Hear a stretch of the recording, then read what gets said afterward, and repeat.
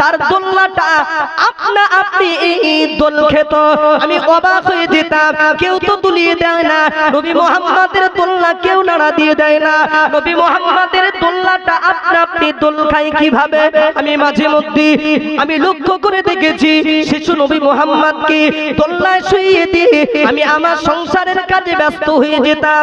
মাঝে মধ্যে দেখতাম শিশু নবী মুহাম্মদ দোলনায় মাঝে মধ্যে অনেক কেঁদে উঠতো। আমি ভাবতাম নবী মুহাম্মদের কান্নার কারণটা কি? দেখি কাছে এসে লক্ষ্য করে দেখি নবী মুহাম্মদের কান্নার কারণ অন্য কিছু নয়, নবী মুহাম্মদের সতরটা আলগা হয়ে গেছে, আপনার কিনা হাঁটুটা আলগা হয়ে গেছে। আমি দোলনার কাছে এসে নবী মুহাম্মদের হাঁটুটা যেই না চাপা দিয়ে দিয়েছি, সতরটা যেই না ঢাকা দিয়ে দিয়েছি, নবী মুহাম্মদের কান্না বন্ধ হয়ে গিয়েছে। জোরে বলুন সুবহানাল্লাহ। ও ভাই, স্বল্প সময়ের ভিতরে বোঝাচ্ছে এটা দুনিয়ার কোন বাচ্চার সঙ্গে নবী মুহাম্মদের ওই শিশু হালাতের অবস্থার কোনদিন এক হবে না। আমরা জানি মুসলমানের ঘরে কোন পুত্র সন্তান যখন জন্ম নেয়, পৃথিবীতে আসার পরে তাকে খাতনা দিতে হয়, যাকে বাংলায় আমরা বুঝি মুসলমানি। এই খাতনা করাটা পয়গম্বর ইব্রাহিম নবীর সুন্নাত, এটা কিন্তু আমাদের নবীর সুন্নাত নয়। ও ভাই, আমার নবী পাক পৃথিবীতে যখন এসেছিলেন আমার নবী পাকের খাতনাও করতে হয়নি, মুসলমানিও দিতে হয়নি। বাচ্চা পৃথিবীতে আসলে নারীকে কাটতে হয়, আমার নবী পাকের নারীও পর্যন্ত কাটতে হয়নি। আল্লাহ পাক নারী কাটা অবস্থায়, খাতনা কমপ্লিট করা অবস্থায় শিশু নবী মুহাম্মদকে দুনিয়াতে পাঠিয়েছিলেন। জোরে বলুন সুবহানাল্লাহ। ও ভাই, তাহলে সার কথা বুঝে নিন, আল্লাহ নবীর দৈহিক গঠনটা সাধারণ মানুষের মতো, আমার নবী পাকের দৈহিক গঠন সাধারণ মানুষের মতো মনে রাখবেন। আমার নবীর যেমন মাথা আমাদের একটা মাথা, নবীর যেমন নাক আমাদের তেমন নাক, নবীর যেমন হাত আমাদের তেমন হাত, নবীর যেমন কান আমাদের তেমন কান। ও ভাই, আমি দৈহিক গঠনটা মানুষের মতো বলেছি, কিন্তু মনে রাখুন পাওয়ার আলাদা, মর্যাদা আলাদা। যদি বলেন কেন? আল্লাহ নবী এক তারিখে মদিনার মসজিদে নববী শরীফে আল্লাহ নবী জামাতে ইমামতের দায়িত্ব পালন করলেন। আল্লাহ নবীর পিছনে অসংখ্য সাহাবীরা দাঁড়িয়ে আমার নবী পাকের পিছনে ইক্তেদা করে নামাজ আদায় করলেন। আল্লাহ নবী নামাজের শেষে নবী পাক পিছন দিক দিয়ে একজন সাহাবীকে সামনে ডাকলেন, সাহাবীর সামনে গেলেন। আমার নবী পাক সাহাবীকে লক্ষ্য করে বললেন, ও সাহাবী, আমি যখন ইমামতি করছিলাম, আমি নবী যখন নামাজ পড়াচ্ছিলাম, তুমি ছিলে মুসাল্লি, আমি নবী ছিলাম ইমাম। তবে সাহাবী, আমি নবী পাক ইমামতি করতে করতে নামাজ পড়াতে আমি নবী পাক লক্ষ্য করেছি তুমি নামাজের ভিতরে নড়াচড়া করছিলে কেন? নবীও মানুষ, আমরাও মানুষ, পার্থক্যটা শুধু দেখেন।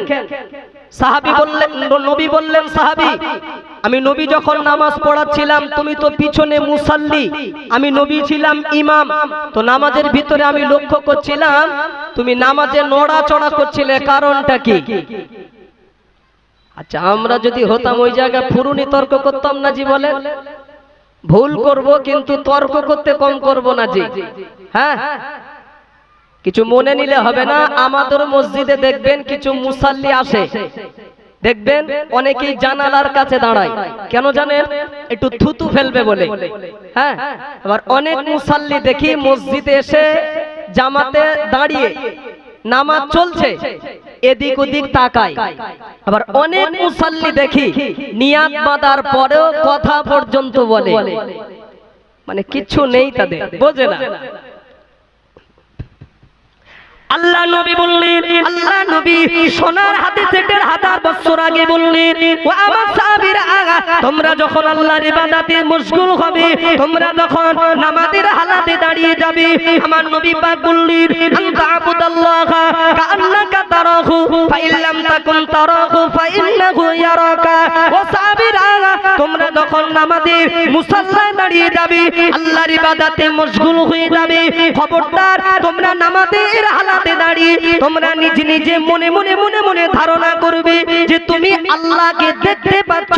তুমি যদি আল্লাহকে দেখতে না পাও, ফাইন্নাহু ইয়ারাকা, এটা তুমি মনে করবে নিশ্চয় আল্লাহ তোমাকে দেখছেন। জোরে বলুন সুবহানাল্লাহ। তাই নবী বললেন সাহাবী, নামাজের ভিতরে চঞ্চলতা অস্থিরতা কিছু থাকবে না। নামাজের হালাতে যখন আমরা দাঁড়াবো ভাববো আমি আল্লাহকে দেখছি। আমার যদি চোখ না থাকে আল্লাহকে দেখার, আমি যদি দেখতে না পাই, বেশক আমার রব যিনি, আল্লাহ যিনি, প্রভু যিনি, তিনি আমাকে, একটু কথা বলুন, দেখছেন। এই ধারণাটা যেন নামাজীদের ভিতরে থাকে, নবী বললেন। তাই নবী বললেন সাহাবী, আমি যখন নামাজ পড়াচ্ছিলাম লক্ষ্য করে দেখেছি যে তুমি নামাজের ভিতরে নড়াচড়া করছিলে, কারণটা কি? সাহাবী বললেন, ইয়া রাসূলুল্লাহ, হাবিবাল্লাহ, আপনি যেটা বলেছেন এটা সত্য কথা, সঠিক কথা। আমি নামাজের ভিতরে একটি নড়াচড়া করেছিলাম, কিন্তু নবী আমি জানার উদ্দেশ্যেই বলছি, ইয়া রাসূলুল্লাহ, আমি জানতে আগ্রহী।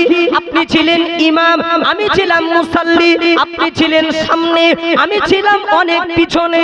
আমার জানার বিষয়, ইয়া রাসূলুল্লাহ, হাবিবাল্লাহ, আপনি তো নামাজ পড়াচ্ছিলেন সামনের দিকে তাকিয়ে, আমি তো পিছনে ছিলাম। আপনি ওই অবস্থায় পিছনে যে নড়াচড়া করছিলাম, আপনি এটা দেখলেন কিভাবে? আচ্ছা, এই প্রশ্ন আমাদেরও হয় না? মসজিদের ইমাম সাহেব যদি নামাজ শেষ করেই বলে পিছনের এই কাতারে এই হচ্ছিল, তা যদি ঘুরিয়ে কেউ প্রশ্ন করে আপনি তো তাকিয়েছিলেন কিবলামুখ হয়ে, কাবার দিকে, পশ্চিম দিকে ফিরে নামাজ পড়াচ্ছিলেন, তো পিছনের এই কাতারে যে সমস্যা হয়েছে তুমি দেখলে কি করে? প্রশ্ন হয় না? হয় না? নবীর চোখ আর আমাদের চোখ কতটা পার্থক্য, কতটা ডিফারেন্স দেখুন। দৈহিক গঠনটা মানুষের মতো হতে পারে, আমি বলেছি পাওয়ার মর্যাদা আসমান জমিন ব্যবধান। হ্যাঁ, আল্লাহ নবী বললেন সাহাবী, ও সাহাবী, তুমি জানো না আল্লাহ পাক এই তোমার নবীর যে দুটো চোখ আল্লাহ দান করেছে, এই চোখের পাওয়ার আল্লাহ কতটা দিয়েছে। ও সাহাবী, ইন্নী আরা মা লা তারাউনা, ও সাহাবী, আমি রাসূল ডাইনে যতটা দেখতে পাই, আমি নবী বামেও ততটা দেখতে পাই, আমি নবীর সামনে যতটা দেখতে পাই, আমি নবী পিছনেও ততটা দেখতে পাই, আমি নবীর নিচে যতটা দেখতে পাই, আমি নবী উপরেও ততটা দেখতে পাই। বলুন সুবহানাল্লাহ। ও ভাই, আমার নবীর সামনে পিছনে ডাইনে বামে উপরে নিচে নবী সমানভাবে দেখতে পেতে আছে। এমন একজন বৈজ্ঞানিক, এমন একজন দার্শনিক, এমন একজন মহাপণ্ডিতের নাম কি আপনার জানা আছে, যিনি সামনে পিছনে ডাইনে বামে উপরে নিচে যিনি সমানভাবে দেখে? না, একমাত্র একজন ব্যতিক্রম, তিনি হলেন মুহাম্মদুর রাসূলুল্লাহ। জোরে বলুন সুবহানাল্লাহ। যিনি সামনে পিছনে ডাইনে বামে উপরে নিচে যিনি সমানভাবে দেখতে পেতেন। ও ভাই, সময় তো সংক্ষেপ, আরেকটু যদি আগে বাড়া যায় আপনারা বুঝতে পারবেন, বুঝতে সুবিধা হবে। আলোচনা যদি আগে বাড়ায়, যদি বলেন কেন নবীর এই চোখ দিয়ে সামনে পিছনে ডাইনে বামে উপরে নিচে নবী দেখতেন তো বটে, তবে নবীর এই চোখ দিয়ে আমার নবী কত দূর পর্যন্ত নবী দেখতে পেতেন। আর একটু যদি আগে বাড়ি খুব ভালো লাগবে। দেখুন, আল্লাহর নবী যেদিন মেরাজে গিয়েছিলেন, আল্লাহর নবী আল্লাহর দিদারে, আল্লাহর মেরাজের উদ্দেশ্যে প্রথমত আল্লাহর নবী কাবা চত্বর থেকে গিয়েছিলেন বাইতুল মুকাদ্দাসে। যে বাইতুল মুকাদ্দাসে যেতে গেলে কিছু কম বেশি 1 মাসের রাস্তা।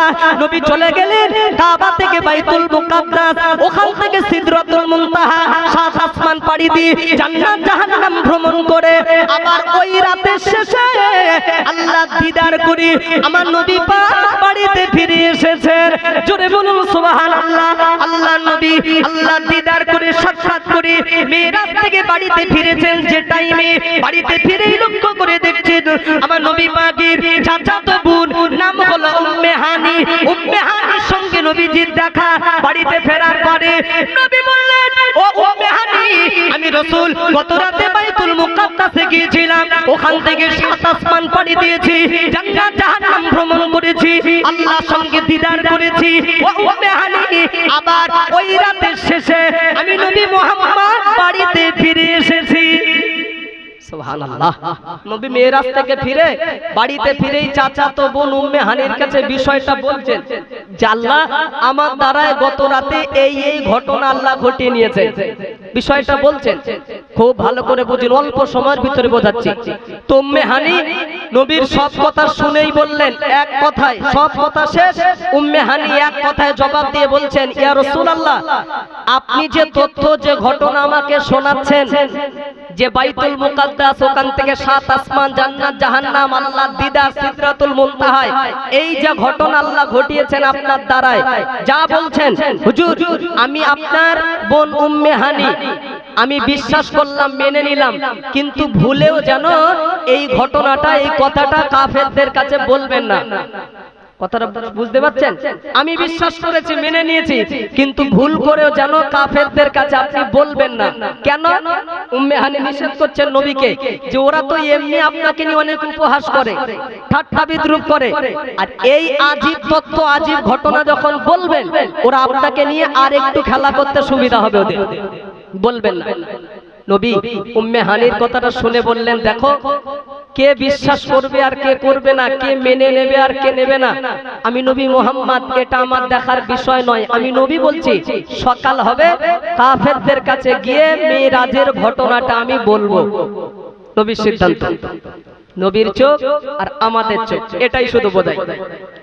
সকাল যেই না হলো, আল্লাহর নবী টুক টুক টুক টুক করে কাবা চত্বরে গিয়েছেন। নবী পাক কাবা চত্বরে গিয়ে দেখে আবু জাহল, আবু লাহাব, উতবা, সাইবা ওরা সব আলোচনা করছে, ওরা আপনার কিনা খেল তামাশায় মশগুল হয়ে আছে।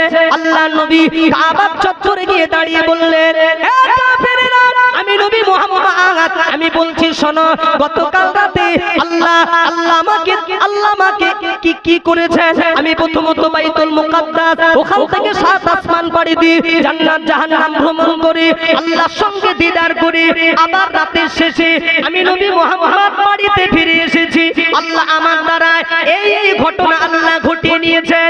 ও বাবাজি, নবীর কথা বলা শেষ, কাফেরদের ভিতরে ওরা উপহাস করতে লাগলেন, নবীকে নিয়ে হাসাহাসি করতে লাগলেন। না না, নবী মুহাম্মদ যে তথ্য আমাদের কাছে দিচ্ছি, এটা কোনো মানুষের পক্ষে কি সম্ভব? সাধারণ মানুষের পক্ষে এটা সম্ভব নয়। এত দুর্গম রাস্তা পাড়ি দেওয়া, এত রাস্তা অতিক্রম করা, এটা দুনিয়ার কোনো মানুষের পক্ষে কি সম্ভব? না না, ও ভাই, ওরা আমার নবীকে নিয়ে উপহাস করে, ঠাট্টা করে, বারে বারে একটাই কথা বলে, এটা কোনো সাধারণ মানুষের পক্ষে সম্ভব নয়। আসলে ওরা জানে না আমার নবী তো সাধারণ মানুষ নন, আমার নবী তো আলাদা। সুবহানাল্লাহ। কি কথাটা ভুল বললাম নাকি? ওদের ধারণা, বক্তব্য, মন্তব্য ভুল, এটা নয় ঠিক যে নবী মুহাম্মদ এক রাতে এত কিছু দেখায়, এত কিছু পাড়ি দেওয়া, এটা তো কোনো সাধারণ মানুষের পক্ষে সম্ভব হতে পারে না, ওদের বক্তব্য। তা আমার নবী তো সাধারণ নন, নবী তো সাধারণ মানুষের মতো নন, নবী তো আলাদা। শোনে, রাসূলুল্লাহ একদিন শুয়ে আছেন মাটিতে, তবে মানব আকৃতির রূপ নিয়ে, মানব আকারে রাসূল শুয়ে আছেন। মাথার দিকে একজন ফারিস্তা আর পায়ের দিকে একজন ফারিস্তা এসেছেন। শোনেন, আমাদেরকে ধ্যান দিন। তো পায়ের দিকের ফারিস্তাকে লক্ষ্য করে মাথার দিকের ফারিস্তা ইশারায় কথা বলছে, চোখে চোখে। কি কথা বলছে জানেন? যে শুয়ে থাকা ব্যক্তিটা কি তিনি নবী আমাদের নাই, না নবী আলাদা, সাধারণ, না অন্য রূপে রাসূল? ধ্যান দিন। দুজন ফারিস্তা, পায়ের দিকে একজন আর মাথার দিকে একজন, ইশারায় চোখে চোখে কথা হচ্ছে যে মাঝখানে শুয়ে থাকা ব্যক্তিটা কি তিনি? কি বুঝেছেন আপনারা? বলে কি বুঝলেন? চোখে চোখে ইশারায়। তো পায়ের দিকের ফারিস্তা ইশারা করে তখন বলছে, হ্যাঁ, শুয়ে থাকা ব্যক্তিটা হলেন তিনি। সুবহানাল্লাহ। তার মানে ফারিস্তাদের মহলেও আমার নবীকে নিয়ে তো আলোচনা হয়। সুবহানাল্লাহ বলুন। এই জন্য বলছেন যে মাঝখানে শুয়ে থাকা ব্যক্তিটা কি তিনি? বলে হ্যাঁ। তো বলে দেখো, শুয়ে আছে তো আমরা দেখছি, মানব আকৃতির একজন, মানুষের রূপ নিয়ে, সাধারণ মানুষ যেমন দেখছি আমরা। এই ব্যক্তিটার এত পাওয়ার, মাথার দিকের ফারিস্তা বলছে, এই ব্যক্তিটার এত পাওয়ার, এত সম্মান, এত মর্যাদা, অনেক কিছু শুনেছি জেনেছি এই নবীকে নিয়ে, সেই ব্যক্তি যদি এই লোক হয় অনেক কিছু জেনেছি, এক কাজ করো তো, হাতে নাতে যখন আমরা পেয়েছি আলহামদুলিল্লাহ তাকবীর দেন, নারায়ে তাকবীর, নারায়ে তাকবীর, নারায়ে তাকবীর। আলহামদুলিল্লাহ বাংলার খ্যাতনামা ওয়াইজি প্রখ্যাত বক্তা জনাব হযরত মাওলানা মুফতি আব্দুল হাকিম সাহেব হুজুর, যার বক্তব্য যারা ইন্টারনেট ঘাটাঘাটি করে শুধু একবার নাম লিখবে আব্দুল হাকিম সাহেব হুজুর, ও ঘন্টার পর ঘন্টা শুধু টান শেষ হবে না। জি।